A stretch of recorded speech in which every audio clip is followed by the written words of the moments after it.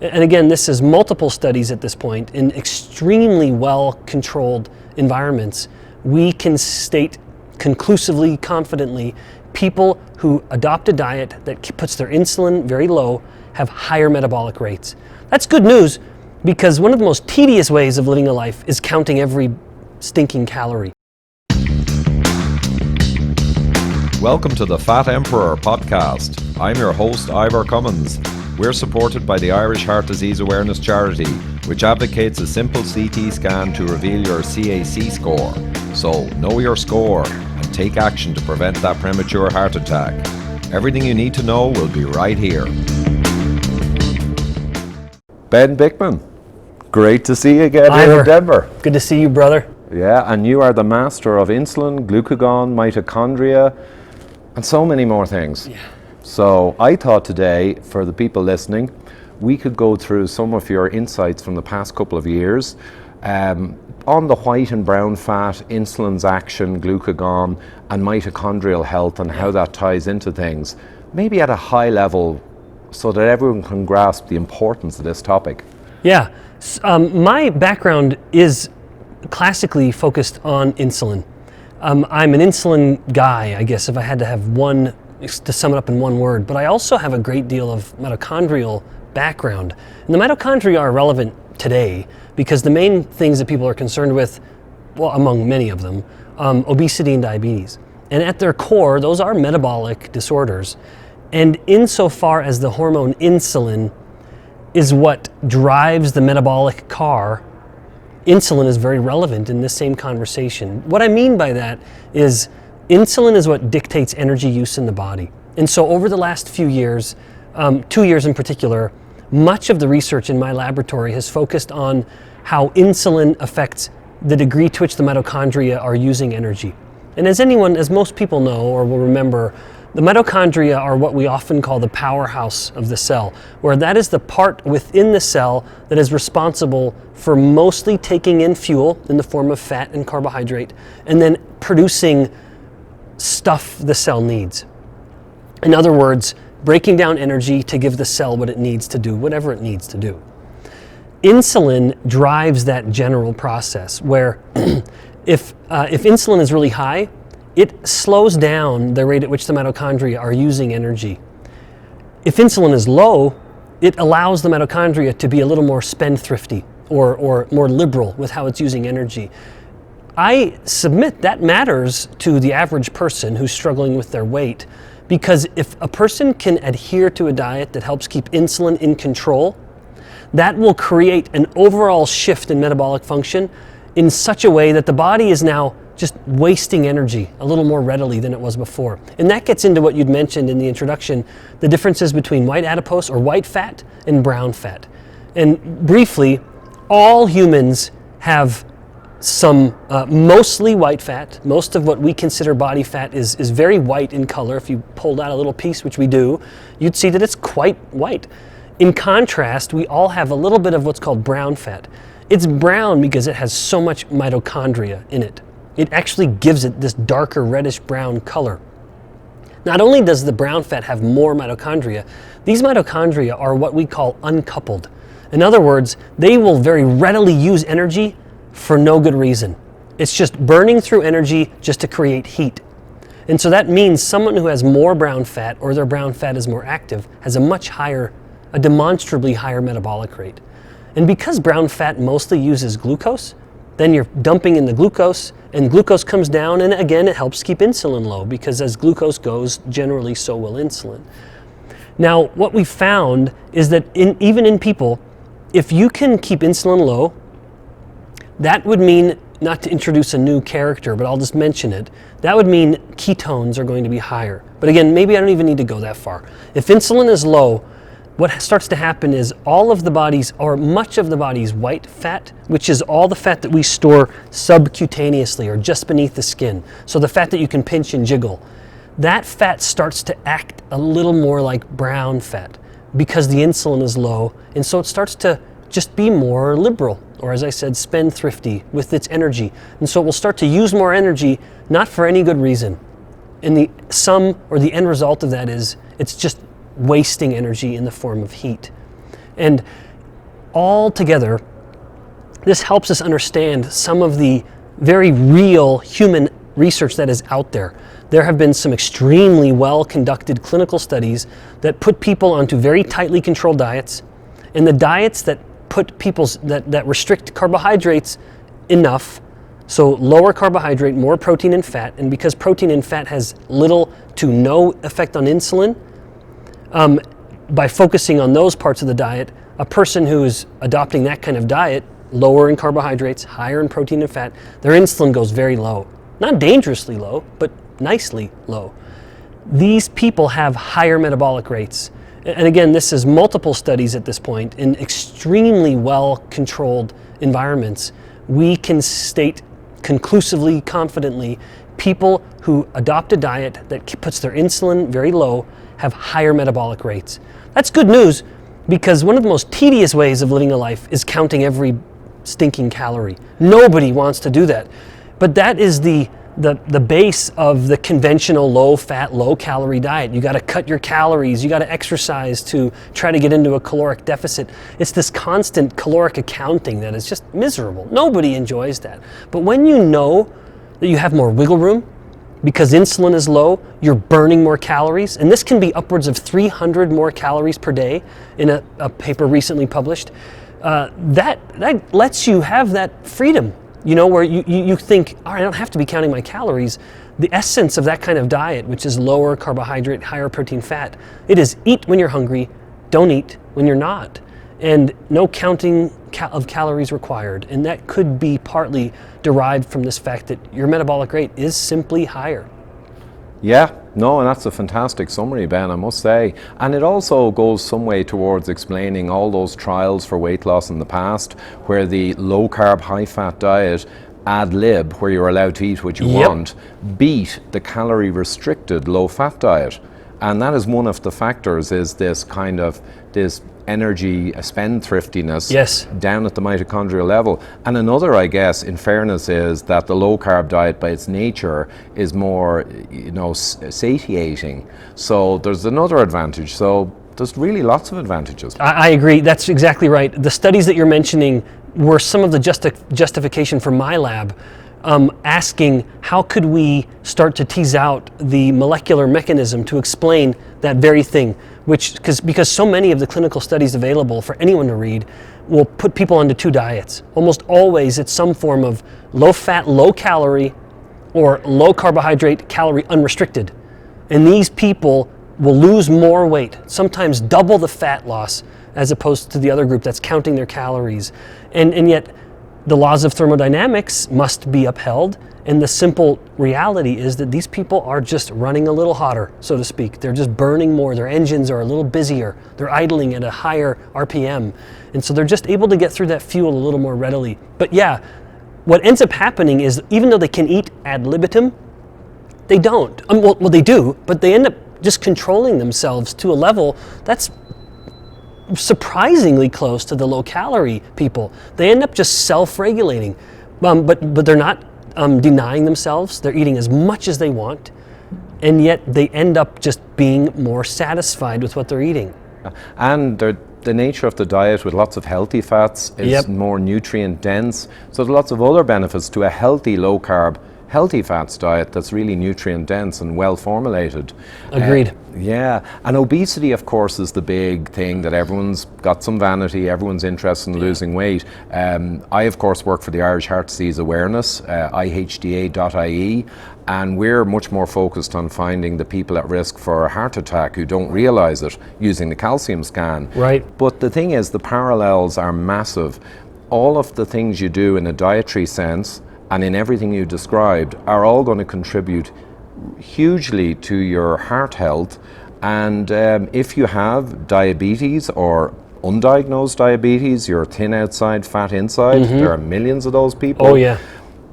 Applying what we're talking about is going to certainly reverse aspects of your diabetic physiology. So maybe we talk about that. All of these things, the burning of more glucose, lower insulin, how they tie into lower heart disease risk. Yeah. So to touch on, in particular, the obesity-diabetes connection, and diabetes, of course, especially being linked to heart disease. Most diabetics will die from heart disease in the end. It's not the diabetes per se that gets them. But a common core that as I look at these diseases, a common core is insulin resistance. But that's not, just saying insulin resistance doesn't convey the whole story, because the other side of this is the hyperinsulinemia. Those are very, very related, but also distinct ideas, where I am unaware of a situation of genuine insulin resistance, a condition where insulin is not working the same way it used to throughout the body. I mean, that's the most simple way to explain it, I suppose. It is always coupled with hyperinsulinemia. Those two conditions go together. If someone wants to invoke insulin resistance and yet insulin is low, that's not, I wouldn't use the term insulin resistance in that situation. But it has altogether created this perfect pathogenic metabolic storm. Where let's look at, for heart disease, for example, one of the main predictors of heart disease is hypertension. And insulin resistance causes hypertension through multiple well-known distinct mechanisms. It makes the body retain more salt. So some people are salt sensitive, many people are not. When someone eats salt, typically the body will just get rid of it very readily. And so it has minimal impact and no long-term impact on blood pressure. However, insulin, if it's too high, which it is with insulin resistance, increases the production of a hormone called aldosterone that wants to retain salt. And so now the kidneys are retaining salt when they shouldn't, they're retaining water when they shouldn't, so blood volume has gone up, and as volume goes, so too does pressure. And so that's a direct mechanism. Also, as the blood vessels become resistant to insulin, they lose that ability to dilate. Normally, if we were to infuse insulin into one particular section, one limb of the body, we would detect a noticeable reduction in blood pressure because insulin induces vasodilation very, very well, normally. In the insulin-resistant person, that stops happening. And so when insulin comes to those blood vessels trying to increase blood flow, nope, they stay constricted. And the hyperinsulinemia also is promoting the growth of the blood vessel wall. And so not only is it not expanding, it's actually starting to grow narrow, more and more narrow.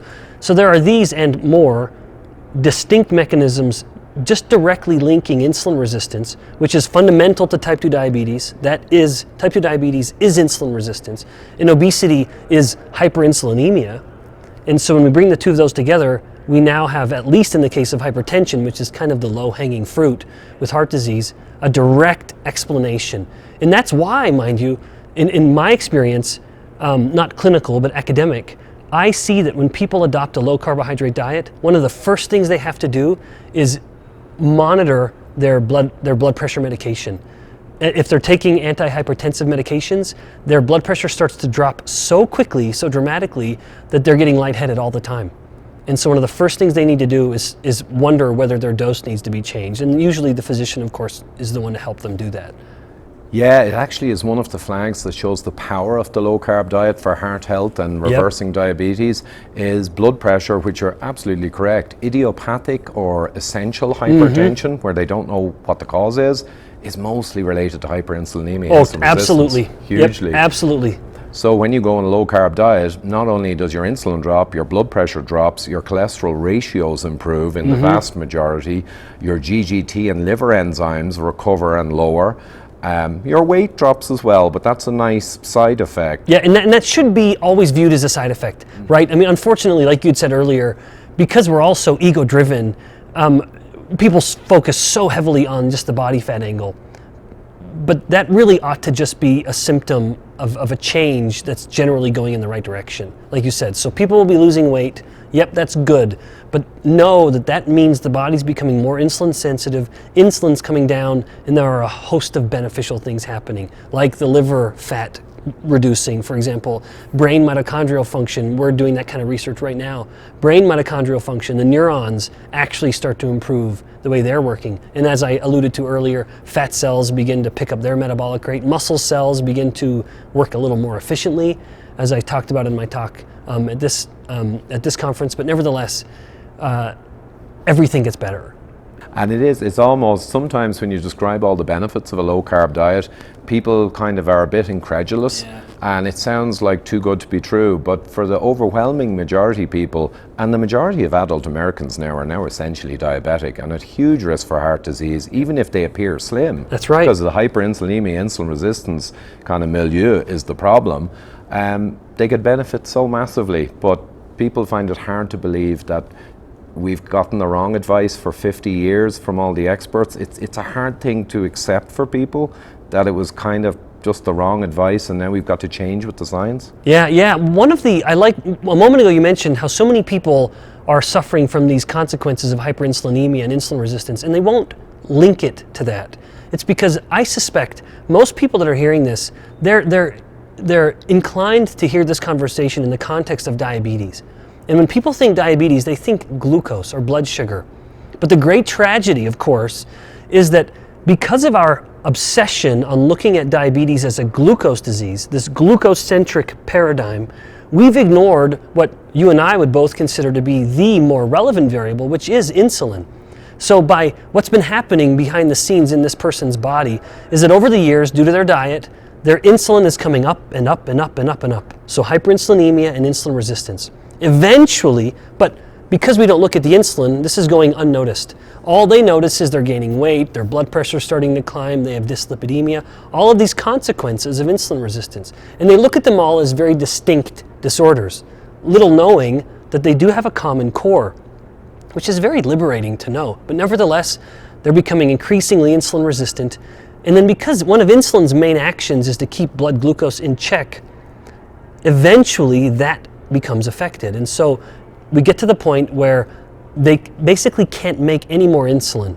They're so resistant to their own insulin, however, at this point, that even though they're swimming in a sea of insulin, now the glucose starts to climb. And it's only then, potentially 10 years after the insulin is spiked, if not more, that we finally, based on conventional clinical diagnostics, detect the problem. When the physician says, your glucose is now up, well, then you have diabetes or even prediabetes. But the great tragedy, of course, is that if we were looking at this through the lens of insulin, we could detect the problem far earlier. And then rather than put this person on interventions to try to bump the glucose up even higher, the insulin even higher, driving all of these insulin-dependent pathologies like hypertension and weight gain and fatty liver disease, we end up making the disease worse. So the conventional medicine will just say, all right, we just need to lower the glucose. Who cares what the insulin's doing? So let's just bump the insulin up even higher, give you insulin or give you drugs to increase your insulin production, and we'll help push the glucose back down. Of course, the great tragedy of that paradigm is while conventional medicine is trying to just push the glucose down or push it out of the body, the flip side to this is just put less glucose into the body. If this is a body that cannot handle glucose very well, then quit trying to push it out. Just put less in. It's such an intuitive paradigm. So those of us on this side of the table who look at it this way, we kind of want to just scream to the world because what we're looking at, we believe, is so rational and so intuitive that, well, frankly, we want everyone to know about it. And the sooner everyone knows about it, I agree totally. There are countless undiagnosed diabetics who have gone to the grave with heart attacks who never even knew they had diabetes. That's right. Probably more than diagnosed diabetics who died of heart attacks. Oh, I bet you're right. Yeah, and that is it's an incredible tragedy because, well, if they got a calcium scan, they would have found out they had huge disease, even though their doc thought they were fine, and then they might have researched and discovered what we're talking about. Or if they at least measured their insulin, they'd know way earlier and know there was a problem. But the key thing is they need to understand that last thing you said, that it is not rocket science to fix these pathologies. Yeah. You just need to lower the carb right down, eat healthy vegetable carb, not all this high glycemic stuff, and eat more healthy fats, nutrient-dense fish, eggs, avocado. Yeah, real fat. Real food, real fats. And that alone, if you add in some magnesium, potassium, some important minerals for the human machine, and get out and get exercise, I mean, you put together just this handful of things, your life is going to get way better, whatever about weight, and your risk for a future heart attack is going to plummet. That's right. And you know, it's just huge, but I agree, the frustration. People just don't realize that only 1 or 2% in the world probably fully internalize what we're talking about. Yeah, all the more reason for those of us who look at it this way, we might be viewed as sort of heretics or challenging dogma. We are challenging dogma, but we have to say this almost as loud as we can because there are so few. You know, those of us singing this song, our choir is so small as opposed to the dogmatic conventional choir. They have so many voices there that we just have to be as loud as we can. But again, this very altruistic notion of let's just look at it in a rational way, and things will get better. Yep, and that's exactly what we're attempting to do. And no better man than yourself, as we say in Ireland. No better man. Yeah. Dr. Ben Bikman, Professor Ben Bikman, thank you very much for that. Ivor, my pleasure. This was great. Thanks for tuning in, guys. If you're watching on YouTube, you can see my subscribe button in the middle of the screen, a free viewing of the Widowmaker movie on the far right, and myself and Dr. Gerber's book, Eat Rich, Live Long, on the left. Otherwise, please do subscribe to the audio podcast.